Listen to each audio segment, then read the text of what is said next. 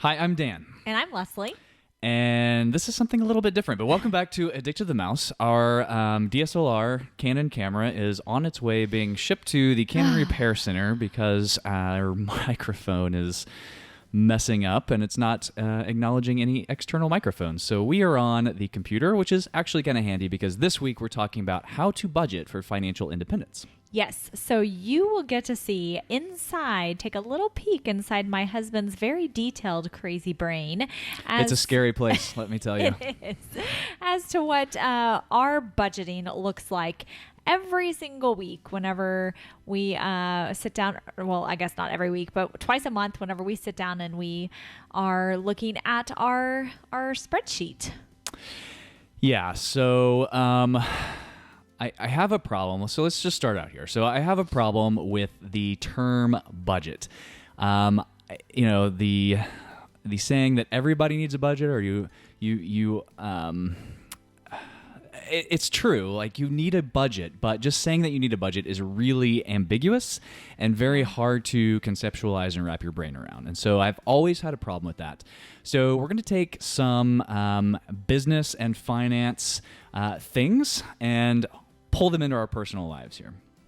So when we're talking about creating a budget, we're not going to start at creating a budget because you can randomly come up with these pools of money for anything, and it's just you're just pulling numbers out of thin air, right? So you might think that you want to spend $200 on food in a month, and who knows if that's realistic or not. So you can't just start by creating a budget. You have to start by figuring out what you're spending money on. Right.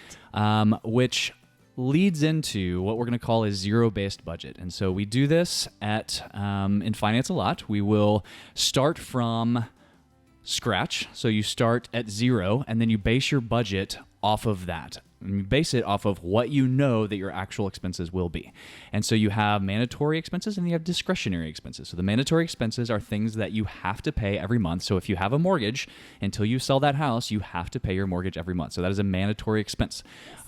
Discretionary expenses are things like going out to eat, or maybe buying that round of golf, or taking that vacation, or whatever it is. But in reality, whatever you're spending, you have to track it. If you're not tracking it, you are not doing anyone any favors. So we created this spreadsheet. And we means him. All right. So we're going to dig into the spreadsheet pretty in depth for the next few minutes. I will say this spreadsheet is not that complicated to create. It is just a series of formulas and pivot charts that put a visual component to what we're trying to do, so that you can easily understand where you are in your progress. And so there's a few key things that we absolutely want to understand when we're talking about budgeting in respect in our long-term goal of financial independence to travel. One of those big things is how much we're saving. And how much we're saving, we've talked about in the past, but that is a function of income minus expenses. The difference is how much you're saving. So that's what you want to understand. And you want to maximize that savings rate. So as we look at this, we'll come over here to the spreadsheet. So this is going to be a little bit different because here is my Fire spreadsheet, and I have sterilized the whole spreadsheet. So I've taken all of our numbers out, and we'll go back in. I'll show you how we fill this thing out every month. But it is open in Excel right here now because we are on our desktop computer, because that is where these lovely microphones for our podcast are situated. I am too cheap to buy Microsoft Office for this desktop computer, so that's where you see this little activate button, and it says you can buy it here or enter your product purchase key. But no, I want to view it for free. Well, because I'm viewing it for free, it's not going to let me type in anything because it's read only. So I'm going to close this, and here I've opened it in Numbers. So Numbers is the Mac version of Excel that is free with the computer. Otherwise, we are doing this Fire spreadsheet on the laptop here, and I'm, again, too cheap to pay for it twice. So we're finding that we're too cheap to do a lot of things lately. Essentially, it's the same thing. It will show you, it's a utility, and it will show you the same thing. It's not quite as pretty as looking at it as an Excel, because that's where I created it, is in Excel. Now, I will tell you, if you want a copy of that, you can create it on your own. Again, it's just a series of formulas and pivot charts. And if you know how to use Excel, you can create in a couple of hours or less. That's what we did. But if you want this, I will send it to you. Absolutely. We don't want to require anybody to get on an email list or anything like that. We're not trying to sell you anything. However, we are trying to reach as many people as possible for this journey. We think that's important to, number one, keep us on track, and number two, hopefully motivate other people to do that. Yeah. So if you would like this, if you could do a few things for us, one is subscribe to this YouTube channel.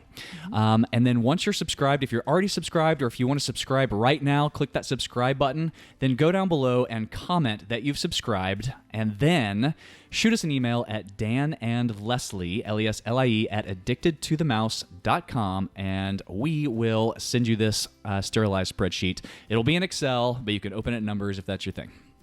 All right. All right, let's do it. Let's do it. Okay. It's kind of exciting every month. The twice a month that we sit down every time we get paid. I get paid once a month, but Dan gets paid twice a month. So we sit down every time Dan gets paid, and we fill this spreadsheet out. And I kind of love spreadsheets, not to the extent that Dan does, because my brain just doesn't go quite there. But I love seeing the end product, and as we go through this, I think that you guys will be excited about it too, because we have shown a couple of our friends who really seem to enjoy it. I'm a big nerd when it comes to finance. Okay, so there are currently 5 tabs on the spreadsheet. So this tab is where you fill in all your expenses and your income, and this is really what populates the other tabs. This tab is replicated every month, so you see actuals in September, actuals in October, actuals in November. Now, we're currently publishing this in November, so we are, if this was our spreadsheet, which ours is identical, but if this was ours, it would be filled out up through November 15th, because, again, I get paid twice a month, so every time I get paid, we sit down and we pay the credit cards, and every time we pay the credit cards, because pretty much all of our expenses go on credit cards except for like the mortgage, and then maybe a couple other like life insurance I think is auto debited just because we can't pay it with credit card. So every time we pay the credit cards, we plug in every single line item in this spreadsheet. And then once we enter in the end of November's expenses, I will create a copy of the actuals November tab, and it will come over here, and then I will rename it actuals December of 19.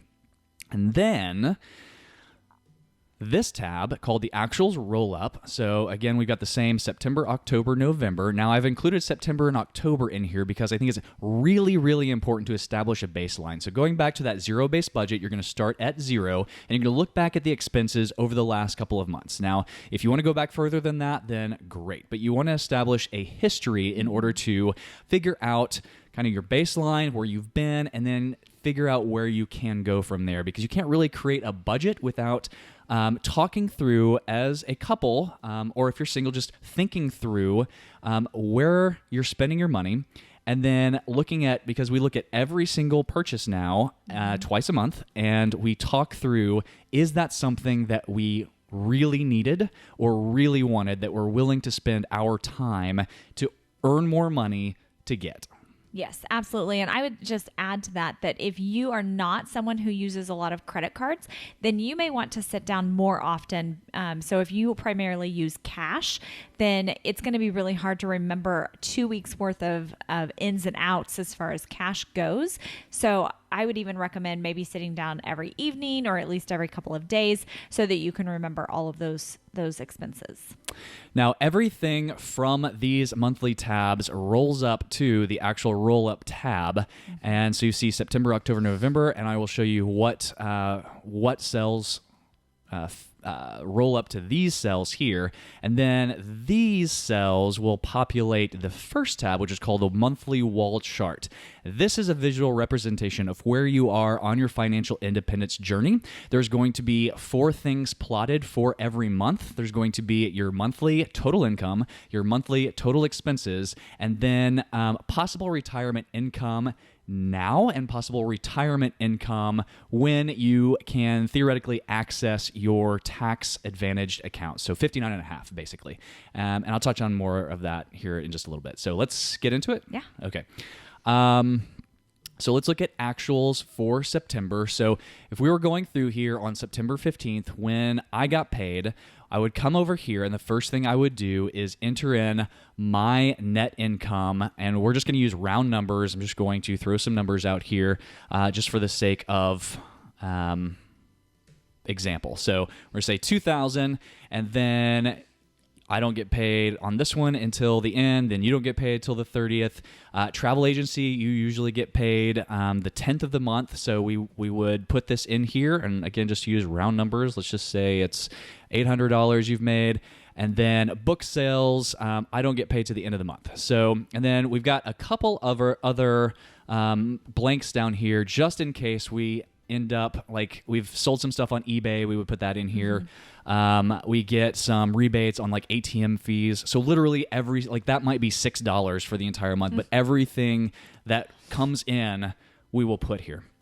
And then you see it comes down here and it feeds this income by expenses. And so you can see, and if you scroll over here a little bit, you can see, okay, book sales is taking up $800. Oh, no. Sorry, travel agency, the yellow is taking up $800. My salary is taking up $2,000. And this is where we are at the first half of the month. Then we come over here, and for instance, this auto-populates this column here because it just totals everything in column C here. So in column C, we're going to input what our expenses are. So our mortgage, we pay on the 5th of the month. So again, to use round numbers, let's just say we're at $2,500 here. And then any home improvements. So this may stay blank most months. We had a shelf that crashed into our garage door track a couple of weeks ago, and it was somewhere around $400 to have that fixed. That was lovely. And then let's come down here to miscellaneous. Miscellaneous might be any number of things, but let's say, so I know life insurance is on here every month. So let's say Dan's life insurance. Oh, can't type.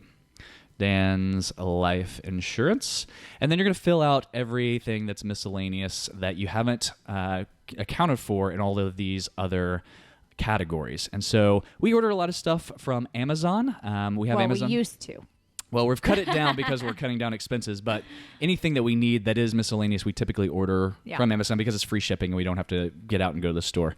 But that might be anything like we just, so Amazon food, we just ordered rice, and I think that was like $5, not 500, like $5 for a bag of sushi rice because we don't get that sushi rice at our Walmart. And then we ordered something else. Oh, we ordered an external microphone for $12, which is how we found out that our DSLR was not working.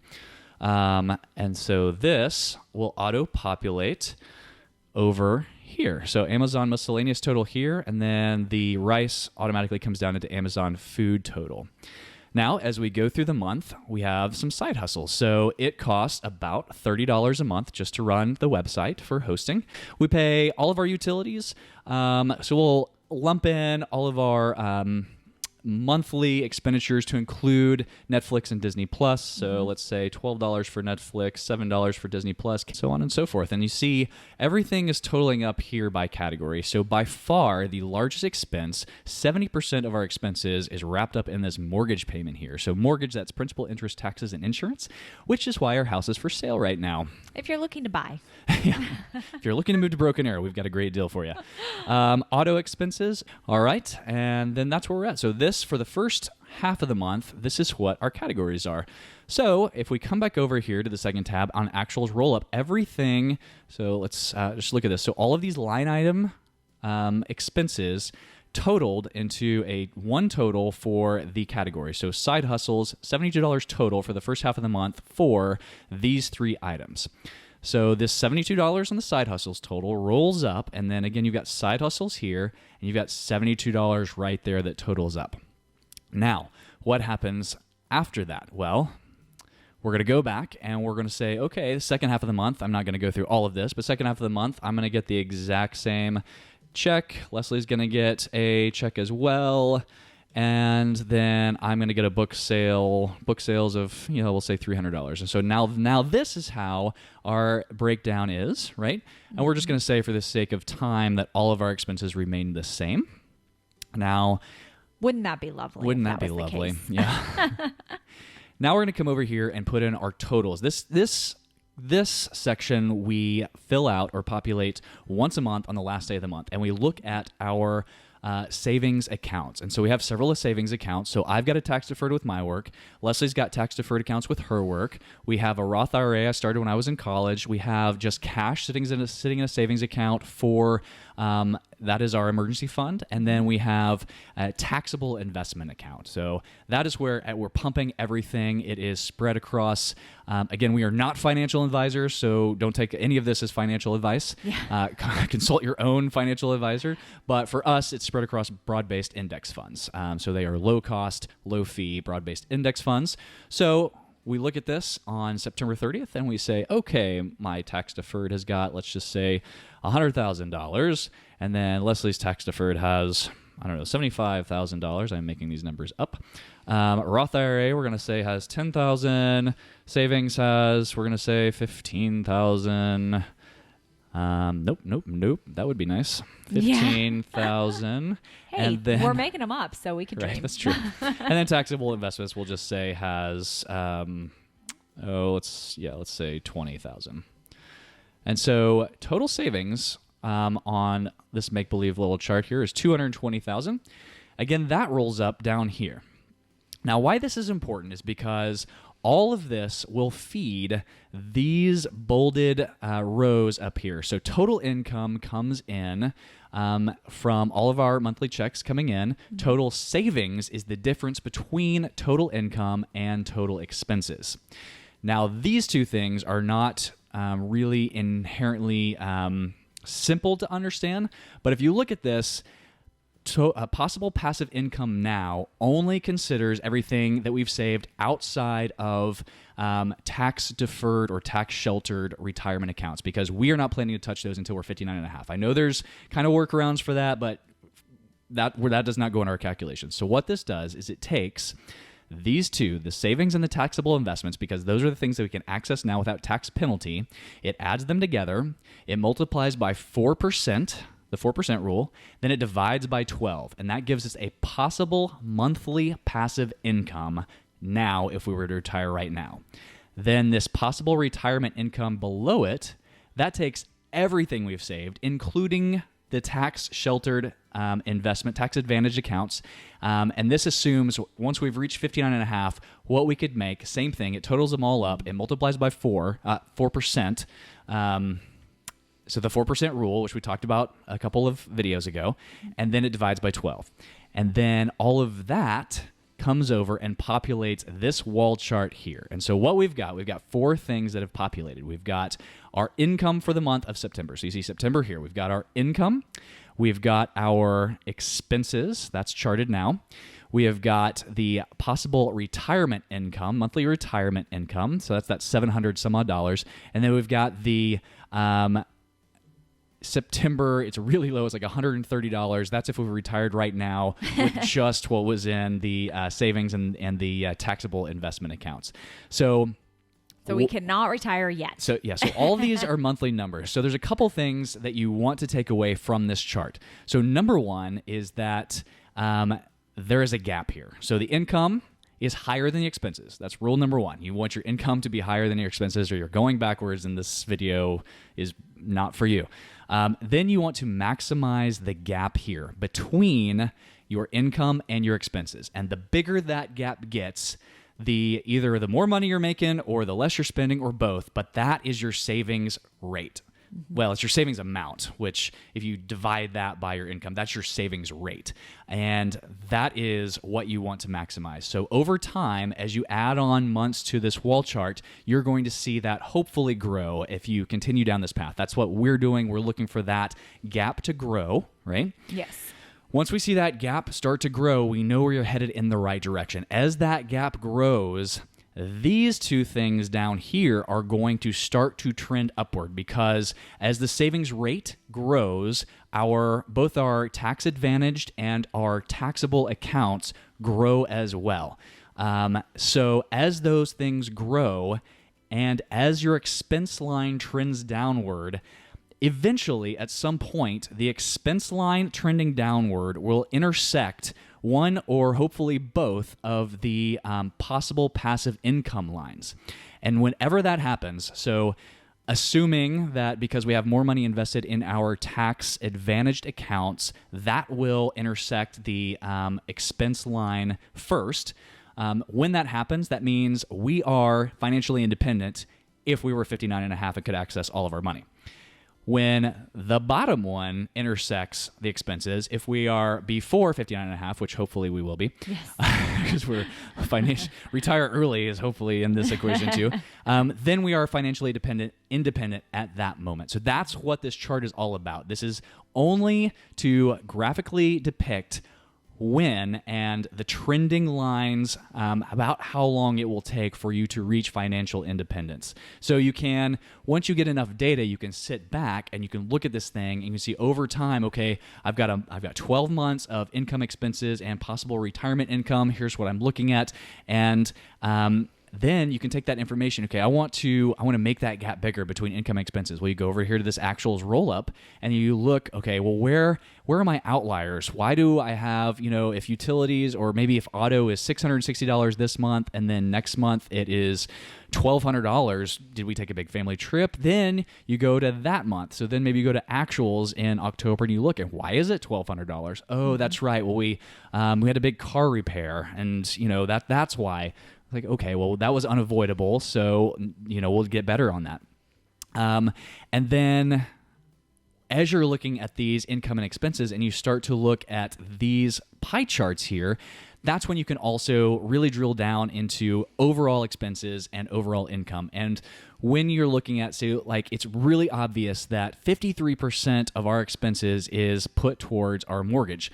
Well, if we want to cut expenses, it is way easier to make a bigger impact when you're talking about cutting a 53% chunk of all of your expenses versus trying to cut some of this 2% sliver over here. If you cut some of the 2% sliver right here, it's really not going to do anything for you. You want to cut, if we can have our mortgage payment, that will cut, in this scenario, that would cut, 26.5% of all of our expenses. That is a huge win, not necessarily cutting out the latte every morning. That's at least cutting expenses, but you're not having as big of an impact as you can. That's why we said when you look at cutting things, you want to look at housing, transportation, and food. Right. And with that said, though, once we cut our major expense, which is the house, and it goes down, obviously, in turn, because the whole circle is 100%, the rest of our expense category they're all going to grow in the percentage amount that it covers. So regardless, even if we currently have our house on the market, we don't really know when it will sell. That doesn't mean that we are just not working at cutting all those smaller things as we go. We definitely are still trying to cut where we can. So, because eventually it will make a big impact. At some point, you're going to get to a point where you can't optimize anymore. Right. It's still going to equal 100%, but when you look at these big categories, it's going to be like, oh, okay, we can't physically do without X, Y, or Z. And then that's when you're optimized. And that's when hopefully the gap between those two lines, the income and expense line, has really gotten huge. Now, I will say I added one thing to the November tab.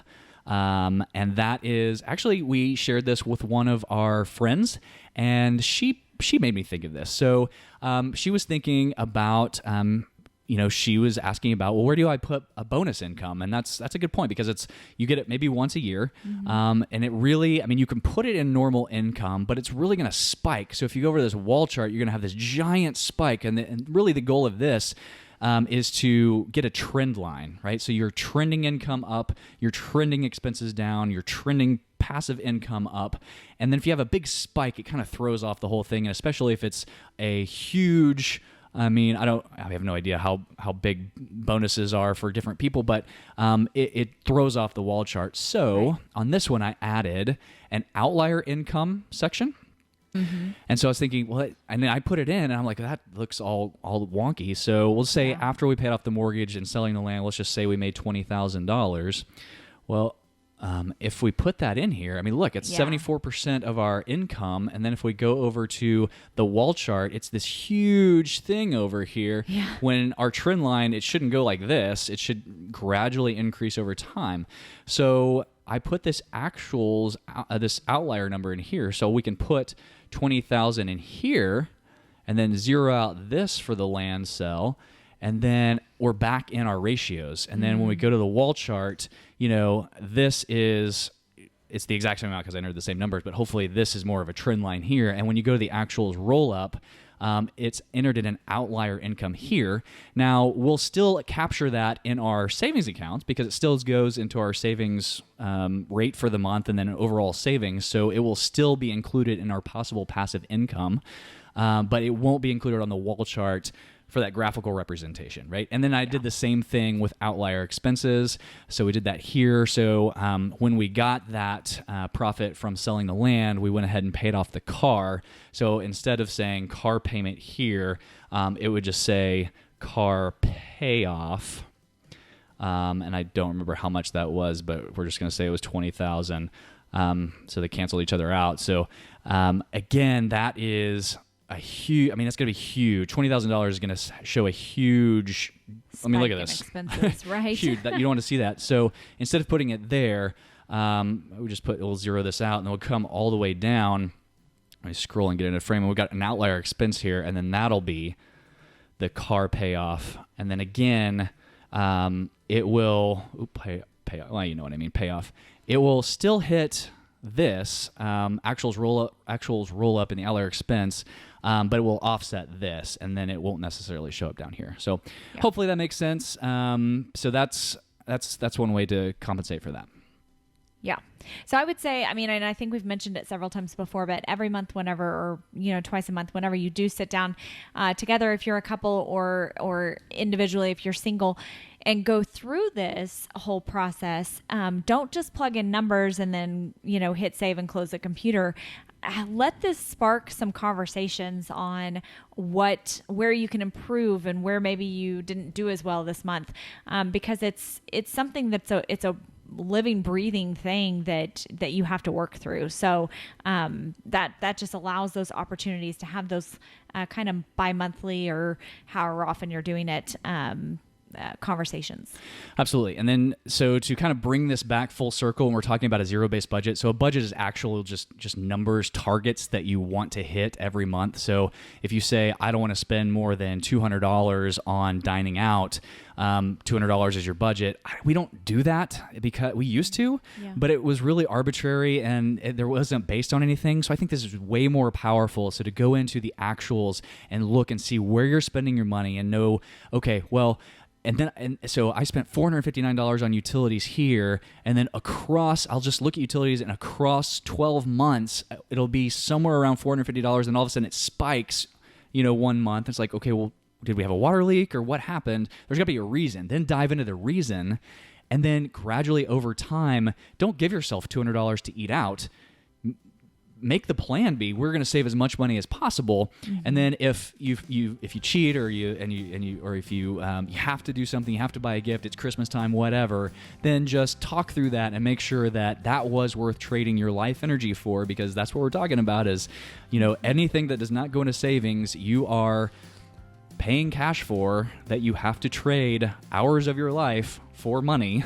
At least most of us do. We trade time for money when we go to our job every day. So I think that's the most important thing. Yeah. And just to echo that, I think that has been so much more rewarding rather than saying we could spend X amount a month each month in this and that and the other.